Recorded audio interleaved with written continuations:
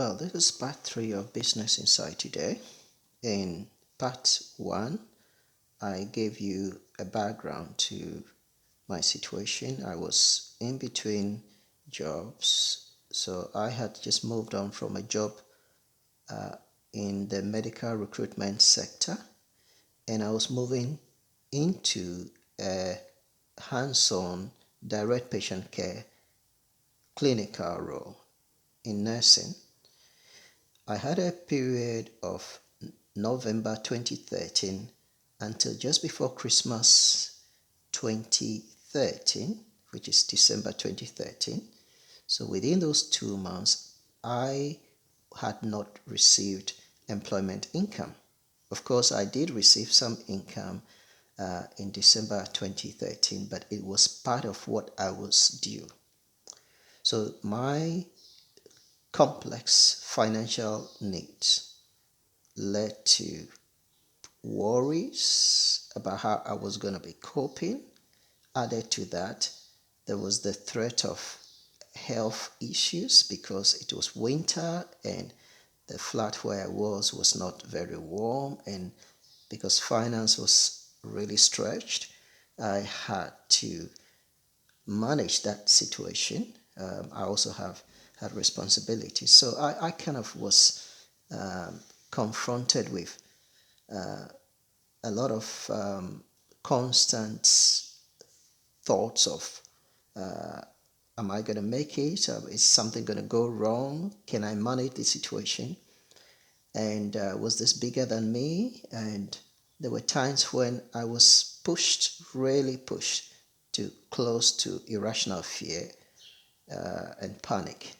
And I knew I couldn't afford to do that because if I went into panic mode, then I would lose control of that situation. So I began to self evaluate, and in the second clip, I did mention that I was self evaluating and I began to develop strategies of doing that.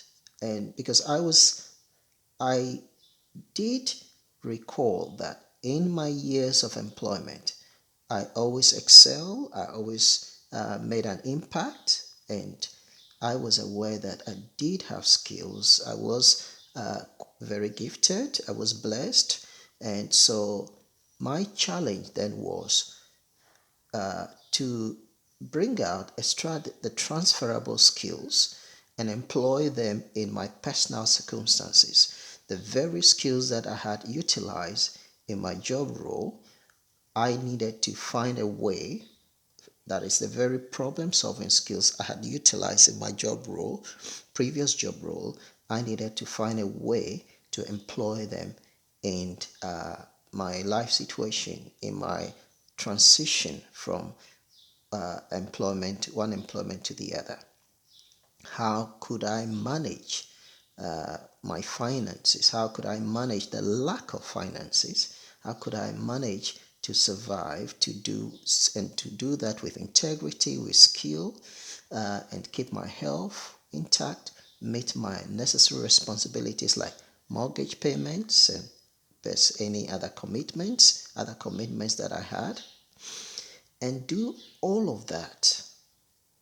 And as I said in the previous clip, I found that I needed to reassess this list of scenarios that I was rehearsing constantly in my mind and not perceive them, not go at them in their complexity, but break them, project manage them by breaking them into simpler simpler scenarios, but make sure they are interconnected. So, taking complex situations that I perceived or what I perceived as a complex situation and break it into manageable sizes, and then go at those manageable sizes, i.e., rather than seeing all these as big problems, I don't know what I'm going to do, and spiral into depression, break it into maybe financial, emotional, spiritual, social, cultural, and just go at the situations bit by bit, a bit at a time. And that's one of the lessons I came out with.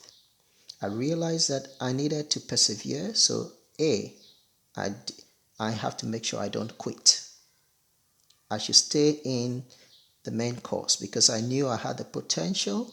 I knew that I had proven to myself again and again. And I knew there were so many people counting on me. I knew that I couldn't let myself down. I couldn't let my family down. I knew I should stay in and not quit. That was A. B, I knew there was no way I would be able to address those situations I was confronted with in their current complexity. So, in order to be effective in managing my circumstances, I needed to break those complex scenarios into manageable sizes. I needed to either compartmentalize them or analyze them so that I could address a bit at a time. That was the B for me. And C, I needed to, as part of dealing with this complexity, my biggest ally, apart from my faith, my biggest ally was a sound mind. And so I could not afford to lose that control, to lose my sound mind. And one of the threats to sound mindedness or sanity is irrational fear, panic, and irrational fear. So I realized that I needed to address panic and irrational fear head on. And I needed to address it by rational thinking, logical thinking. I needed to analyze the fears. I needed to just question my fears. I needed to probe, poke at my fears. I didn't just have to allow my fears to dominate my thinking, to dominate my day. And so I started working on that. And one of the ways of doing that was writing it down, outlining those fears, and then begin to question those fears, begin to question the roots of those fear belief systems. And so that was a very significant part of my journey. Speak to you in the next clip. Thank you.